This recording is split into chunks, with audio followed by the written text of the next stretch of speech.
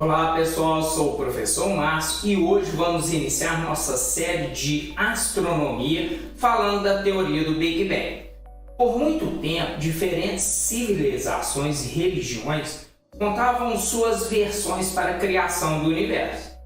Mas no âmbito da ciência, a teoria mais aceita para a origem do universo foi elaborada num passado recente, ou seja, a teoria do Big Bang.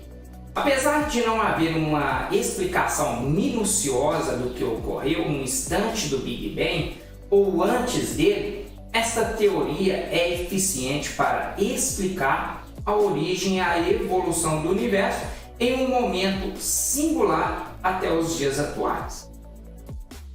Para a gente entender melhor como o universo se chegou à forma atual, faremos uma viagem até um instante em que nem o tempo, meus jovens, existia.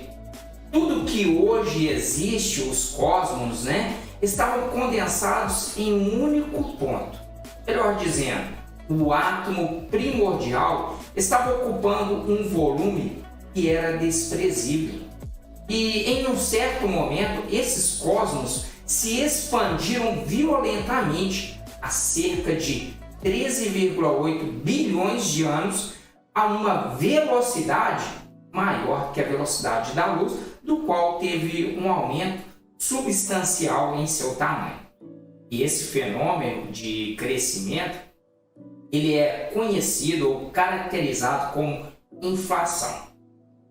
Meus jovens, graças a este fenômeno da inflação, que a gente chama inflação acelerada, é que o nosso universo não implodiu voltando à sua origem, ou seja, voltando o que ele era antes. E quando a inflação ocorreu, não havia suficiente uma gravidade para reunir toda a matéria e energia naquele pequeno espaço. Portanto, aí dava-se um início do universo que conhecemos hoje.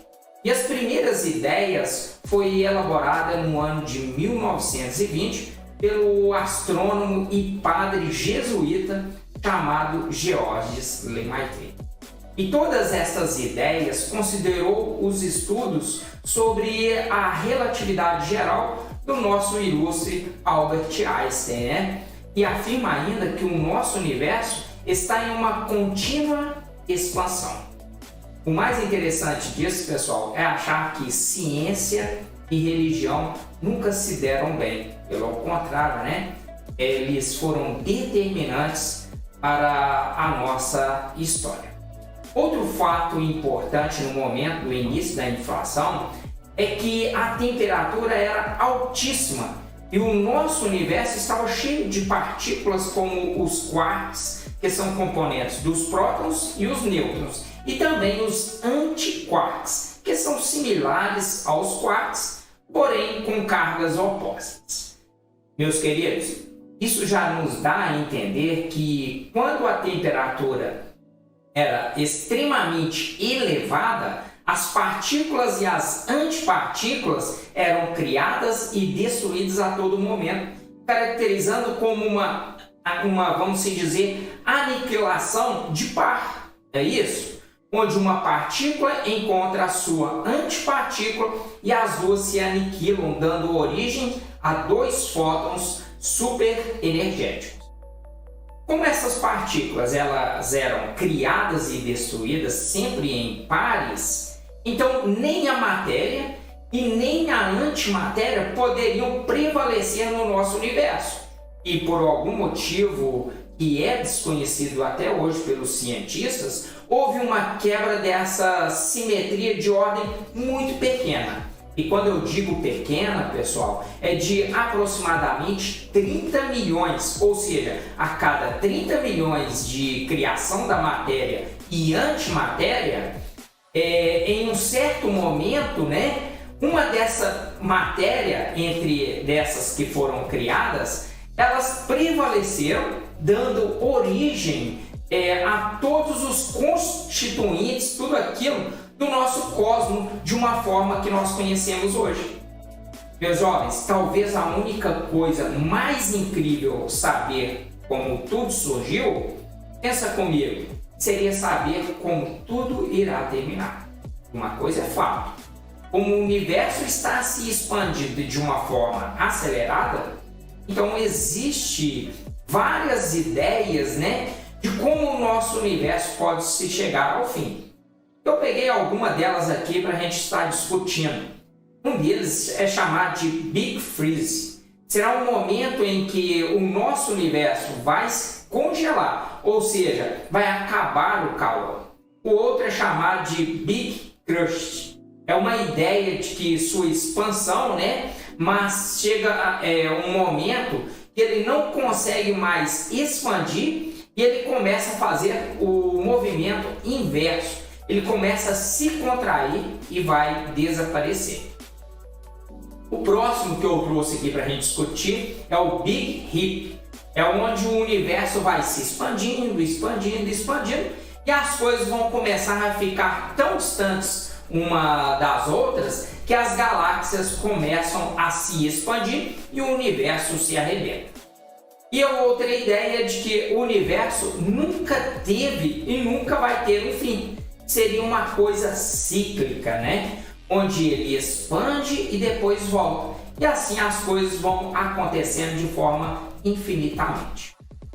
Agora, para fechar essa primeira aula, vamos entender o que é a radiação cósmica de fundo. Meus jovens, é uma das radiações observáveis do universo, ou seja, é uma radiação eletromagnética mais antiga que temos acesso, com uma origem da ordem de 370 mil anos. Então, se a gente for comparar com a ideia do universo, que hoje é de uma ordem de 14 bilhões, essa radiação cósmica de fundo que a gente observa hoje é como se fosse uma foto do nosso universo, quando ele ainda era bebê. O nosso universo nos primórdios, ou seja, no seu início, ele era muito denso e muito quente. Então era como se a radiação e a matéria estivessem acoplados, E a partir de um determinado momento do que a gente chama de Big Bang, que é conhecido por muitos, que foi uma explosão, mas não podemos afirmar tal situação, porque não sabemos de fato o que aconteceu. O que podemos dizer é que a partir de um determinado momento, o universo começa a se expandir e a se resfriar a uma temperatura de um determinado valor. Então a radiação e a matéria começam a evoluir separadamente. Seria como se o universo ficasse transparente para essa radiação cósmica de fundo e se propague pelo universo do qual conseguimos observar ela hoje, ok? Meus jovens, ao longo do tempo, essa radiação cósmica de fundo ela vem modificando o seu espectro da sua frequência conforme ela se propaga pelo universo. Veja bem, vamos fazer um comparativo, uma analogia aqui.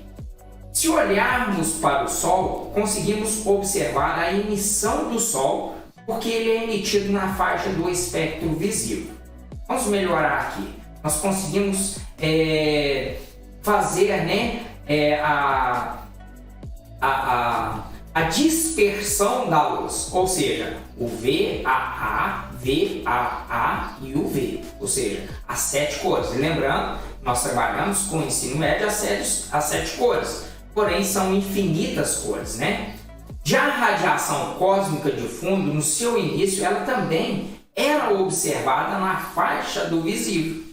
Porém, como o universo foi se expandindo, o comprimento de onda da radiação cósmica de fundo, que estava dentro dessa faixa do visível, foi aumentando. Seria como se ela fosse esticada, vamos se dizer nesses termos. E hoje nós conseguimos observá-la com um comprimento de onda maior que está na faixa dos micro-ondas com observações de rádio. Este grande feito foi no ano de 1964 por 2 astrônomos, Arnon Pesias e Wilson, onde eles estavam trabalhando em um radiotelescópio que era basicamente voltado para telecomunicações. Eles pegaram este radiotelescópio e apontou para a galáxia para tentar medir o sinal que vinha da nossa própria galáxia. Durante seus estudos, eles perceberam que tinha alguma coisa errada, ou seja, alguma coisa desconhecida, que era um ruído, um sinal desconhecido. E qualquer lugar que eles apontavam o seu telescópio, eles mediam este sinal.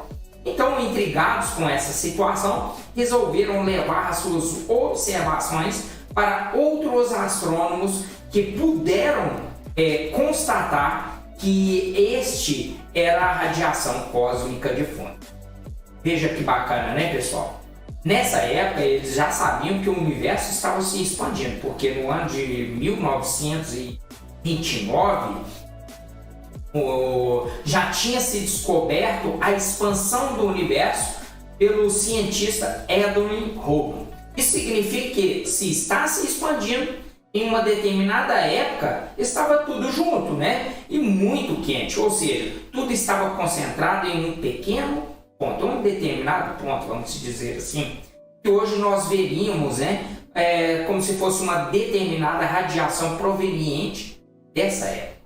E com a descoberta deste ruído, o pessoal da teoria conseguiu comprovar a sua teoria e o pessoal da observação conseguiu entender o que era a sua observação. E no ano de 1978, Armand Pesas e Wilson ganham o prêmio Nobel.